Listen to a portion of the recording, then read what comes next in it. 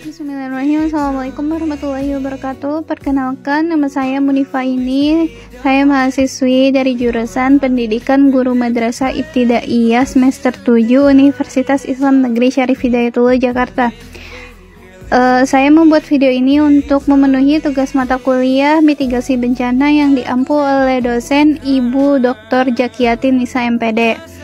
Nah, buku yang saya resum atau review ini berjudul Psikologis First Aid atau Dukungan Psikologis Awal, Kesiapsiagaan dari Kita untuk Kita, yang diterbitkan oleh Pusat Kritis Fakultas Psikologi Universitas Indonesia. Apa sih PFA atau dukungan psikologis awal itu? PFA merupakan serangkaian keterampilan yang bertujuan untuk mengurangi dampak negatif stres dan mencegah timbulnya gangguan kesehatan mental yang lebih buruk yang disebabkan oleh bencana atau situasi kritis. Jadi, di saat ada bencana alam atau situasi kritis di suatu kota, pasti di situ ada korban yang terdampak dari bencana itu.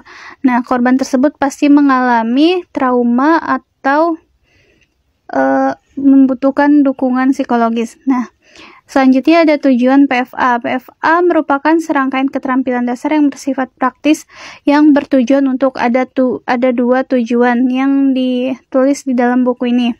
Yang pertama, mengurangi serta mencegah munculnya dampak psikologis yang lebih buruk dari bencana atau situasi sulit lainnya. Nah, yang kedua ini memperkuat proses pemulihan psikologis. Kemudian ada prinsip dasar PFA. Yang pertama ini memberikan bantuan segera mungkin langsung pada orang yang memerlukan bantuan.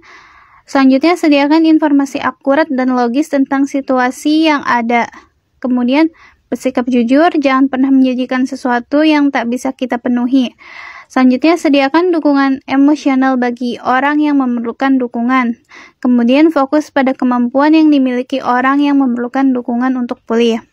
Nah, selanjutnya ini ada siapa saja sih yang bisa melakukan PFA ini.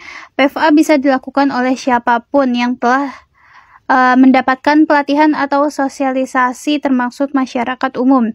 Di mana dalam hal ini adalah orang-orang di sekitar yang memerlukan dukungan. Jadi PFA ini bisa dilakukan oleh siapapun, masyarakat umum yang berprofesi maupun tidak berprofesi. Yang penting dia sudah mendapatkan pelatihan atau sosialisasi tentang PFA ini.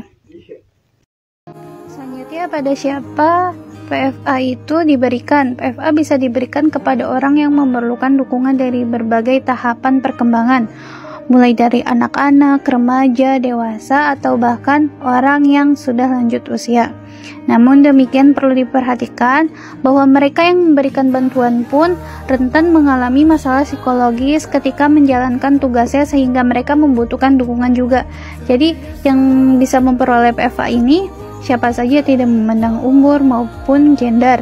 Nah, kapan sih PFA ini dilakukan? Tadi sudah dijelaskan atau disebutkan salah satu prinsip dasar PFA ini memberikan bantuan segera mungkin langsung pada orang yang memerlukan dukungan.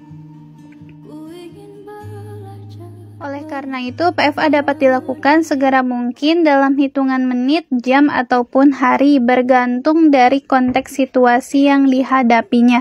Nah, jadi PFA ini dilakukan bisa dalam hitungan menit, jam, atau hari setelah kejadian ada bencana alam atau situasi kritis yang terjadi di suatu kota.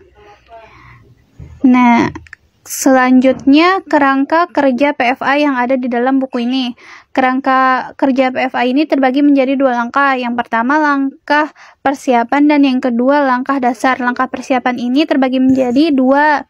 Yang pertama memahami situasi dan yang kedua memperkenalkan diri dan memulai kontak.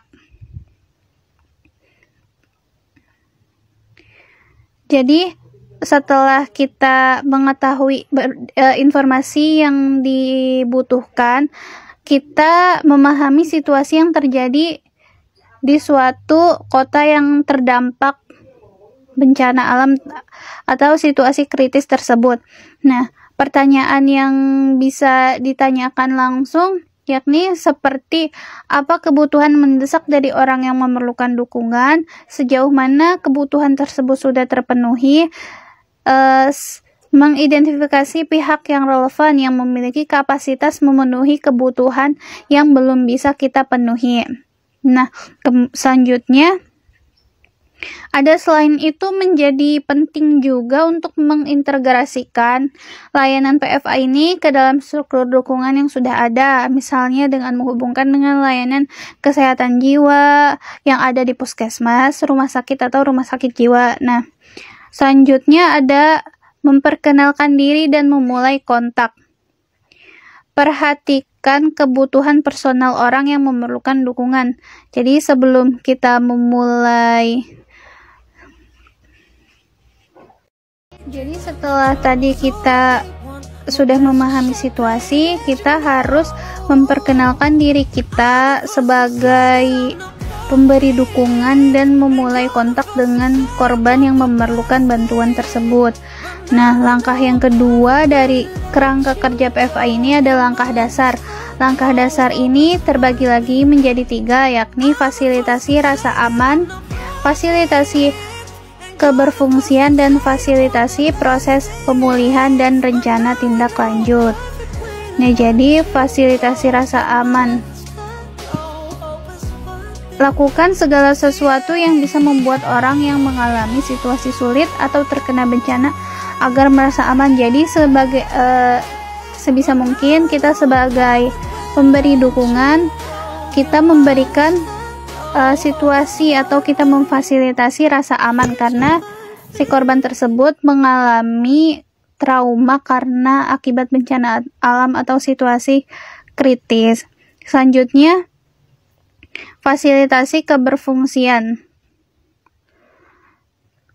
Dorong orang untuk berfungsi kembali dalam artian dia bisa berpikir dengan relatif lebih jernih, memahami situasi yang terjadi dan apa saja yang dilakukan untuk mengatasi masalah.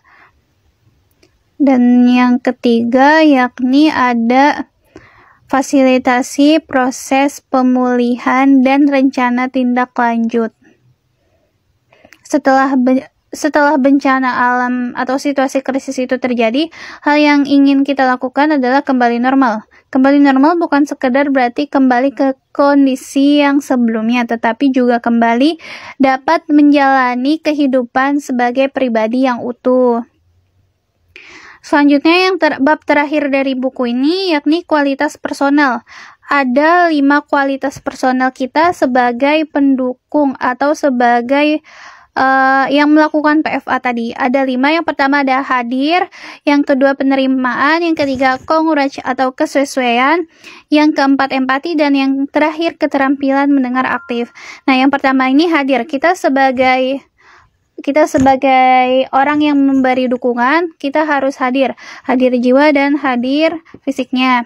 Kemudian penerimaan ini sangat penting karena kalau kita nggak diterima sama penduduk sekitar atau masyarakat sekitar yang membutuhkan dukungan, kita tidak akan bisa melakukan PFA ini.